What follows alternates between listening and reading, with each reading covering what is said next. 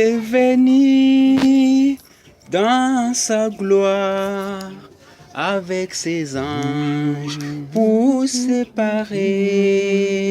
Il est venu dans sa gloire avec une chaîne pour lier les dragons. Bote na bino bandeko balandi kozwi libaku ya kolanda lisusu émission les anges de la promesse lelo et ezabongo ndeko na bino Jérémy Tambuka nde présentateur ya émission oyo tozana ba invité tozalaki na bango lisusu ba bengi bango ba ange Ange Tambuka et puis na Ange Hervé na bango nde tokolobela lisusu ba point oyo tolobelaka te baleleki tolobelaki 3 continents mobimba tobakisi susu na eteni ndambu ya Royaume-Uni, tolobelaki continent d'Europe, tokolobela lisusu continent d'Asie et puis tosukisaki bongo na continent d'Amérique. Même bala ya lelo tokoya plus kolobela continent ya Afrique et puis tolobela pe continent ya Océanie. Nyonso wana bakopesa ngo explication selon plan physique te mais ekozala bongo selon plan spirituel. Nde ya tobondeli bino bandeko bozali kolanda biso bo noter oyo kolobama lelo na émission ya lelo. Bonjour ba Ange. Bonjour papa journaliste. Lelo naza sike tokokota sous en profondeur tolobela oyo tolobelaka te bale uti koleka. Boye nde nasala mwa récapitulation moke mpona koyebisa bandeko peut-être bazwaki temps ya kolanda biso te bacomprendre mwa moke. Tolobelaka continent d'Asie. Continent d'Asie selon ba Ange nde bamemela biso message balobi keno ezali grand dragon rouge. Yango wana plus na ba pays wana ba totem na bango plus ezalaka ba dragon. Et deuxième question na biso tolobelaki lisusu sur l'Europe. L'Europe tolobelaki yango kezali la bête. Ndenge ba Ange ba expliquer biso ba bikeno l'Europe azo illustrer la bête. La bête wana aza o tozomona te maza la bête non spirituelle. Yende tazo coordonner makambo. Et alors tu es kolobela susu continent ya Amérique. Na continent Amérique wana ezalaki débat na mapasa pour tolobelaki na bana mapasa wana baza illustré selon le plan spirituel. Nde tolobelaki susu eteni ya mabele place to sukisaki émission ya oyo lekaki toyaki kolobela Royaume-Uni nde ba ange balakisaki biso Royaume-Uni ezali mwasi oyo aza likolo ya la bête oyo aza na pouvoir wana yango nde ezalaki oyo tolobelaka la fois passée. Lelo na émission lelo tozolobela deux continents oyo eza lisusu plus makasi na masolo oyo tolobelaka la fois dernière. Bongo tokolobela continent ya Afrique et puis tokolobela susu continent ya Océanie. Maloba ezongi bongo epa ba ange nde tokobanda na mutuna ya liboso tokobanda bongo na Ange Tambuka. Bonjour Ange Tambuka. Bonjour. Esengo mingi koyamba lisusu na émission lelo poto kepe na lombangu bandeko baza ba comprendre pe etika message ya lelo to banda mbala moko na continent ya Afrique. Continent Afrique na ndenge bopesaka ba explication na ba émission depuis bolobelaki plus ba continent tolobelaki continent Afrique lelo tolobela continent ya Afrique sur le plan spirituel. Merci beaucoup papa journaliste. Ndenge tolobaki que l'Éternel est un grand architecte. Alali architecte munene oyo asala mokili. Mais mokili wana asala tomoni ba Asie, ba Europe, ba Amérique, ba Océanie etika lokola géographie. Or en tant que grand architecte esengeli ezala expliquer nyonso ayeba ke tovana na mabele oyo Afrique ezali nini, Europe ezali nini, Amérique ezali nini, Océanie ezali nini. Alors yango oyo na vie oyo nzamba apesi biso apesi globe terrestre munene oyo nde toyena ko expliquer mokili. Mbaleleki tozwaki Asie. Tobaki na bino ke Asie ezali oyo esika Christ ayaki oyo kuna nyoka azalaki. Alors nyoka wana avant Christ oyo na jardin d'Éden akosaki mutu. Et puis après Christ le quoi bateau saki te. Bateau saki oyo mwana oyo nzamba atindaki te Christ. Tant ayeba bomiye. Alors nyoka wana asengelaki te kotika na mabele pote arampaka. Pe ke aswa mutu na venin. Alors nyoka komaki siko dragon. Inko ba akomi na mapapu akomi na makolo na yango wana ezali Asie le grand dragon. Donc nyoka wana alati mapapu azo vomi moto. Inko ba leki batu mayele. Aleki mutu nyonso mayele mutu moko te akoki ko penser kokoma na ba penser esengeli kaka nzambe moko asala nini asala. Po nyoka oyo azoka mpe ali bakoki koboma mais wana bakoki koboma te inko baleki libutu mayele. Nde nzambe apesaki punition. Apocalypse 13:7. Il lui a donné le pouvoir sur tout peuple, toute langue, toute nation, toute tribu, toute langue. apesi pouvoir na dragon rouge wana yinko ba biso moto zali na signification pe pouvoir de redévoiler nyos Europe tobaki Europe ezali une grande bête assise sur la mer Méditerranée yinko ba obat ba oza na apocalypse ba mona bête nzamba apesi biso makoki à travers le globe terrestre à Otali Sake, l'Europe est une grande bête assise sur la grande mer Méditerranée. Et puis monter sur une femme qui s'appelle le Royaume-Uni. C'est pour cela que dans le Royaume-Uni, souvent, le pouvoir est toujours féminin. Donc, la plupart du pouvoir dans le Royaume-Uni, c'est toujours le pouvoir de la reine. Le Royaume-Uni, lui, représente une femme assise sur la bête. Donc, il y a une illustration apocalypse où on a un globe terrestre pour l'hôtel s'appelle Olaxamoki. Après, les États-Unis, pardon, les deux Amériques représentent les deux fils au Wabotamaka na Orient, les deux fils de Jacob, les deux fils d'Isaac, Jacob et Esaü. Il était joint le pied de l'autre sur la tête de l'autre. Donc, ils illustré. Ils illustré comme en Amérique. Pourquoi? Parce que moi, si je suis moi, je ne pas voir Christ qui s'est dit que Jérusalem, moi, si nangai. Apocalypse, dans la bouche du dragon, de la bête. Donc, le dragon a lu le pou. A se représenté Antichrist. L'Europe a sali la femme de la bête, donc Jérusalem, actuel Jérusalem, bien de moi aussi. Alors, à ça, ce qu'on montait sur Ika, le Royaume-Uni, qui représente une femme prostituée, assise sur la bête. Donc, nous sommes allés à l'Ancien Orient, où nous avons illustré un monde, où c'est le monde selon vision. Donc, en tant qu'architecte, dans le but illustratif. Alors, les Américains, ce sont les deux fils joints.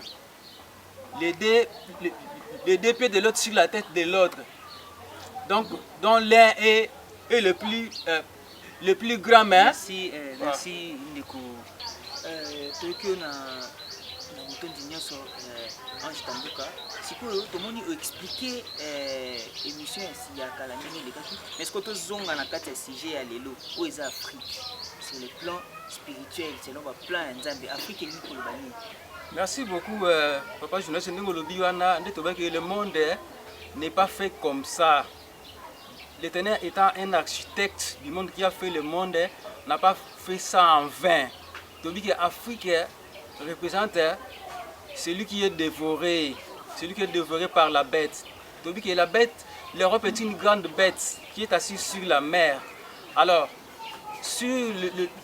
dans le niveau où il y a des toits de Gibraltar, là, Europe ezali kuna na pays où ezali ba bengi yango Espagne. Au monde que Espagne wana ezali posé sur le Maroc. Le Maroc ezali Afrique. Tala siko ndenge Europe ezali la bête, ndenge siko ezali ko dévorer. Tobi que non, l'Afrique est dévorée par la bête. L'Afrique est une femme violée, dévorée par la bête.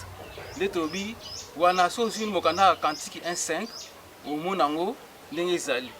Au niveau de l'étoile de Gibraltar, entre l'Espagne et le Maroc. Le Maroc, c'est l'Afrique. Et l'Espagne, c'est l'Europe. Donc, l'Europe pose sa gueule sur l'Afrique. Merci, Ange Tambuka. To Télété, Ange Tino. Ange Tino, quand même question tout ça. Mais c'est quoi, mais quand on expliquer sur le plan spirituel, pour Ange Tambuka expliquer, mais il faut côté sous son profondeur, tout comprendre, Nini, Afrique et jouer, c'est le plan Nzambe. Oui, merci, Ndeko journaliste. Ma question autour les alliés très capitales. Vous voyez, l'Afrique, dans le plan spirituel, c'est un scandale parce que Batunde batala ka Afrique ba mona kaka continent moko tozo souffrir mais babité c'est quel plan où Nzamba a placé Afrique ezala na Taïwan. Parce que tout ça ça na rappel il y a les Noé oyo azalaki l'homme intègre wa bande ko banga Nzambe mais Noé wana aiba ko zana trois fils o ba bengaki Sem, Cham et Japhet. Afrique aza Cham azo caché image ya Cham o soko tani na livre ya Psaume 125 Psaume 55 verset 23. Au monde Cham c'est l'Afrique. Israël vers l'Égypte, Jacob séjournant au pays de Cham. Donc Afrique est allée au caché image à Cham oyo nzambe alakisaki à travers Noé etumbu epesamelaki ye babi ntango les 3 fils wana basalaki mabe mwana liboso amonaki bolumba papa c'était Cham dans le livre ya Genèse 9 22e verset omona yango. Donc Cham amonaki bolumba papa babaki yo comme esclave bandeko na yo. Alors si le plan spirituel tango atala sa carte ya Afrique nzambe azolakisa ngo na image ya mwasi to pe mutu oyo azodemire na esclavagisme na se ya punition ya autorité oyo bapesi na la bête pe les dragons na livre Apocalypse 13 bengo ba pouvoir oyo epesameli dragon na bête euti na Europe euti na Asie eke na Amérique mais na Afrique bazwaki pouvoir wana te domination ya mabe euti libanda yango nde eye ko englober Afrique na ba pensée nyonso oyo euti libanda ko dévorer wana ndenge moi jitamuka oti ko lakisa engo ba dans le sens spirituel engo ba ko enseigner mensonge ko pesa ba autorité to mona ngo na pouvoir ti na ba église parce que église monte na mokili na Afrika we koloba ke biso tozwa instruction na ndenge na biso non eutaka libanda pouvoir monte na Afrika lo batozwa instruction na ndenge na biso eutaka libanda. C'est ça la domination au outil na Noé, domination au penzamba tel si à la bête pe les dragons au basu pouvoir pour dominer les colons africains. Est-ce que pouvoir on a peut te comparer en politique parce que l'Afrique selon politique Afrique est un continent moko ba coup d'état et ça la même et puis ba coup d'état on est à chaque côté toujours na ba pouvoir étranger. Est-ce que na sens ozolo bila wana ya pouvoir wana ba injonction ou tape libanda to eza nango normal ndenge ba pays. Oui, eza na signification makasi parce que dans Apocalypse 13 tolobaki il y a une bête qui monte de la mer et une autre qui monte de la terre. De ba bête wana ngo ba eza na pouvoir na l'église pe pouvoir tina bokonzi ya musuni. Quelque part tolobaki que pouvoir ya Christ et ya ki ko dominer toutes sortes ya pouvoir na bonzambe tina mokili. Mais le roi baboya ki babaki nini basala nzambe na batamoki basanga ko na koboma Christ. Ndenge wana kolakisa ke pouvoir wana eza ndenge na musuni eza ndepe na molimo ezali. Donc Afrique ndenge aza wana zo vivre en esclavagisme spirituel et physique. Donc na bokonzi ya mokili pe ya molimo na ba église pe na bakonzi ya mabele. Merci Ange Tino to telemaka wana.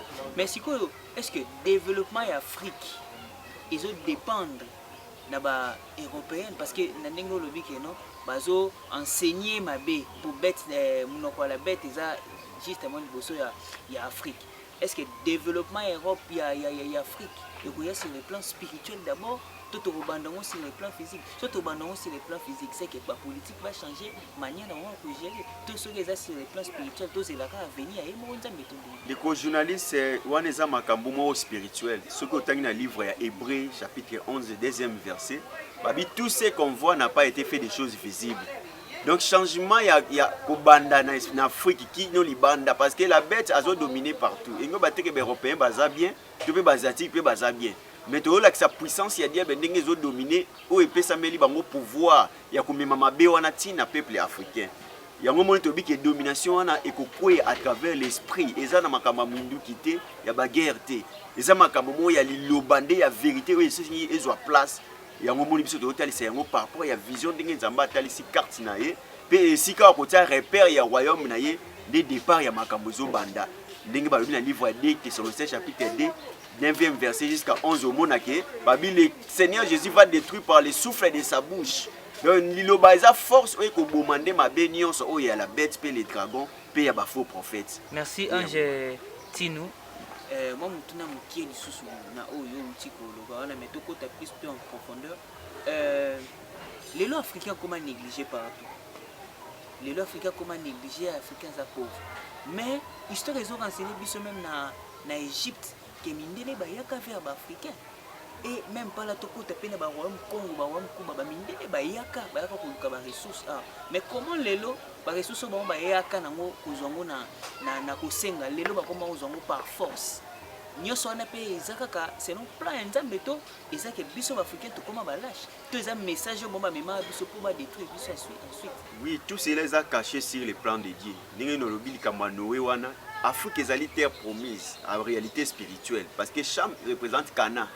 so tangi na makomi mona ke cham aza kana le babi oli aloba modi soit cham abi modi soit kana. Mais comment muto azala aza fils de la promesse a souffrir net lelo africain bazo souffrir aucun pays en Afrique golo bakaza riche tout ça ba minerais ba ni na part mais en matière ya population ndenge faut vivre africain nyos aza sous le seuil ya pauvreté. Comment muto aza pauvre rosa la sous riche toi rosa la fils de la promesse africain azo souffrir parce que azana boyambi oyo ya bosolo ekozala nde na maboko na ye.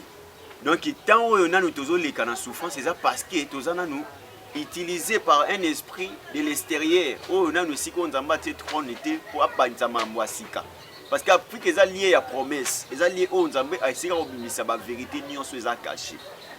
Donc tant toloba Afrique do tomona vérité ya Cham oyo eza caché comme Cana terre promise. Donc esika oyo nzamba obimisa vérité na ye po ba yeba bolubwa papa ngo eza nini parce que yenda yebi secret nyonso ya papa parce que en réalité eza ba figure de style wana ezali ba makomi ya pamba.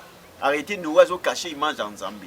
Nidité de cacher image la vérité moko boyo yende africain ta obimisa la mokili mobimba. Et ça pas parce que tous les africains dans les noirs mais ça par rapport à esprit à vérité au nzamba au pesa na lié oyo a pesa l'émission na ngo na ndenge to lobi na Afrique awo. Ya on to bi ke batizongi ici ko Cham sima alors Jafet peut sem ba komi ko dominer ye. Mais na suka nde Cham akoya kobimisa vérité yende nzamba kozongisela pouvoir nyonso par rapport à question oyo lobi wana. Ndenge babi les premiers seront les derniers. Ndenge pe même ba prophète ba leka en Afrique lokola ba kimbangu baloba que les premiers seront les derniers. Donc total la souffrance à l'été mais total la promesse nzambe à la pona lié oyo ya kotia terre promise ne oto bengi Cana véritable Cana de esprit na yesi ke kovanda yango wana tout confirme que place wana ngolo bakeno souffrance ya lelo eza comme formation pour na africain pour prochainement ba ozana paradis eza ka vie normal eza punition wana eza formation te par rapport ya généalogie makambu ndenge zokende nzamba talisi africain za lokola Cham ngoba oyo amemi etumbu simana yende mutakobimisela bandeko na secret nyonso oyo bombama. Déjà par rapport à la souffrance, c'était que l'homme qui est là, débattait dans l'église, non. Déjà par rapport à l'ingé Nzamba tracé ma caméra, l'ingé te expliqué dans la carte, l'ingé peut aller dans le lien spirituel. L'ingé peut balobi les premiers seront les derniers, l'ingé Christ Abaki, ce royaume vous sera levé, sera donné à une autre nation. Donc c'est par rapport à ça. Bible est moral lobi que iré na bato baza pauvre pour le monde wa mona okonzalola. Siko ba africain peut baza ba pauvre. Oh, mon inde ko jemi allusion les spirituels les charnels parce que même mundele pe azali pauvre parce que babi errer les pauvres en esprit. En réalité pauvre même mundele pas à pauvre, c'est la pauvreté spirituelle par rapport à manque ya boye bien solo en Zambie. Donc la ba yebi bo société bazo cancel wa si yo souffrir na yo ato souffrir na nzoto okota no paradis non, ce n'est pas la souffrance charnelle. Donc eza makambo ya molimo tant pe solo ba ke punition ya Afrique ingo ba tenge na Afrique ba milliardaire bazate bazali. Mais punition en général par rapport au programme, il y a traçage, il y a membre en Zambie, il y a makambo spirituel. Merci Ange Tino. To zongi malobe pa Ange Tambuka, to ki Ange Tino uti ko lobela biso Afrique a. To bi Mobutu pa loba ke Afrique eza na forme revolver ou gâchette na eza na Congo a. Est-ce que sur le plan ya Nzambe, eza na lien na maloba Mobutu? Malobe zongi pa là. Merci beaucoup, pas journaliste. L'Afrique, le berceau de l'humanité. C'est par rapport à Cham. Cham qui avait le pouvoir, qui a dominé ses deux frères. Son pouvoir est allé jusqu'aux extrémités. Il y a un monument en Aïe, place à Kenda qui tire à Israël, comme on les a qui Cana. Avant d'Aki. Kuna. Si vous changez mboka wana ekomi Cana terre promise o nzambe saki Abraham keno bokene na tundo na Cana. Est-ce que vous comprenez? C'est par rapport à ça parce qu'il a pouvoir sur ses frères. Mais nzambe apesaki aramfisa pouvoir apesaka ce que Seb na Jafet ya onde ozo loba o. L'Afrique est dominée, le noir est dominé parce que l'Afrique c'est le noir. L'Asie c'est Sem. L'Occident c'est Jafet. Donc la domination au Awa, Yomoki Baonde Babaki non, de Babaki nouvel ordre mondial parce que leur pouvoir est comme dans la Suède. C'est ce qu'Afrique a le basco, ça est le bas c'est l'Afrique. Et c'est l'Afrique à travers les anges que nous sommes.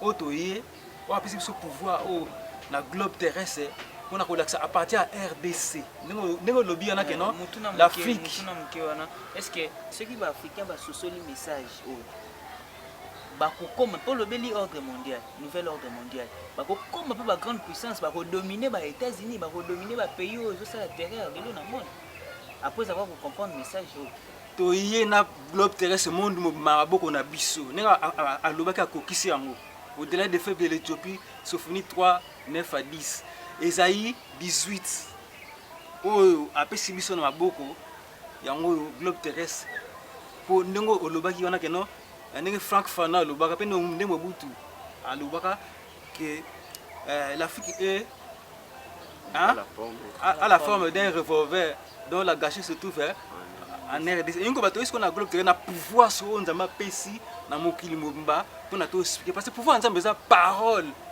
de vérité. Oyo nango oyo Sem na Jafet le noir et le blanc pardon le blanc et le jaune basalaki et yaki pamba biso to nango ko apesi ko leka ndele.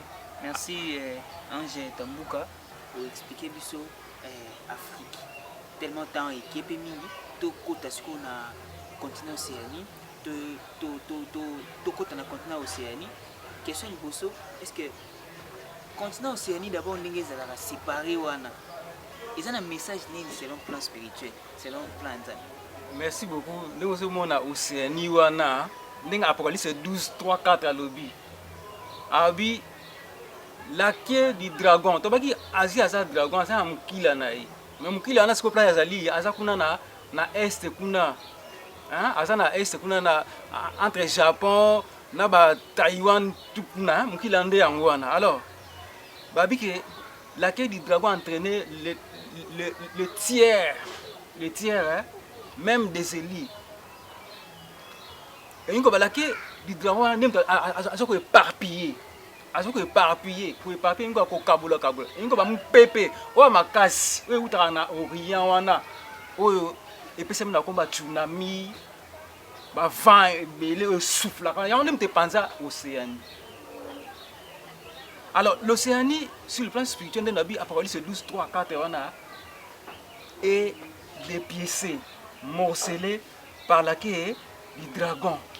Ndenge ba mukili ba tiers monde de utawa. Et ça ba pays au union ces alliés na CA Équateur.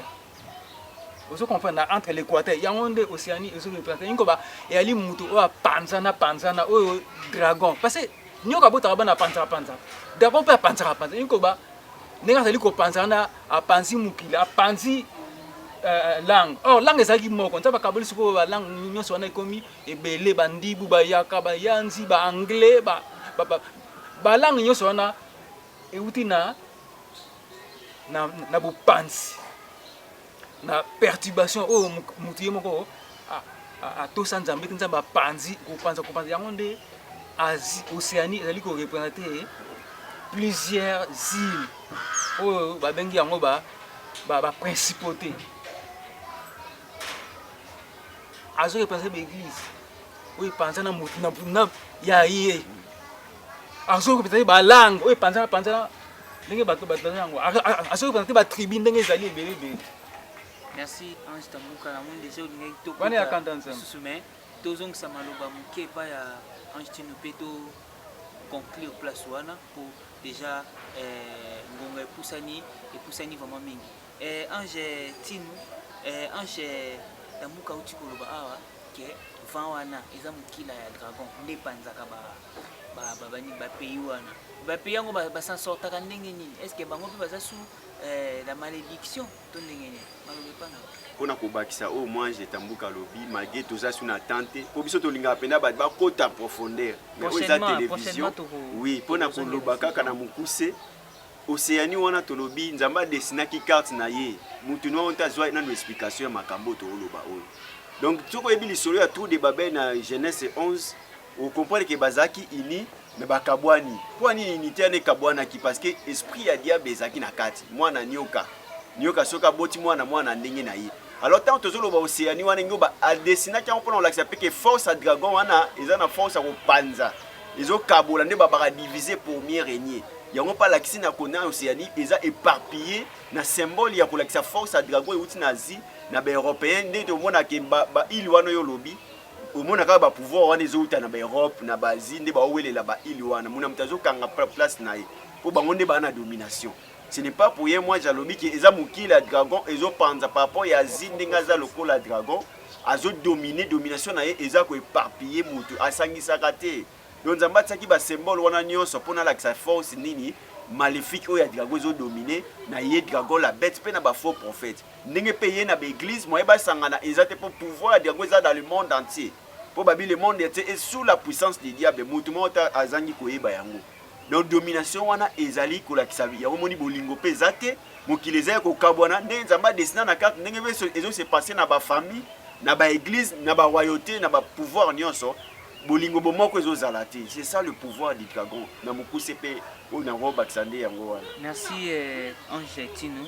Bandeko balandi ndenge boyebi TV za ngonga TV za radio te ngonga déjà epusani tomoni to conclure awa émission lelo tosuki awa maloba ezonge pa na Ange Tino opesa bacoordonné mpona bandeko baza na besoin ya kobenga to baza na besoin ya koyoka susu en profondeur bazwa bacoordonné na bino mpe bakolanda bino wapi mingi bolandaka biso na YouTube oyo tolobi na TTPCS TV wana bokozwa biso ba détails en long et large soit bobengi biso na numéro oyo ezali affiché devant vos écrans plus 243 89 70 93 780 plus 243 89 70 93 780. Merci Ange Tino. Namoni Ange Tambuka za eloko bakisa.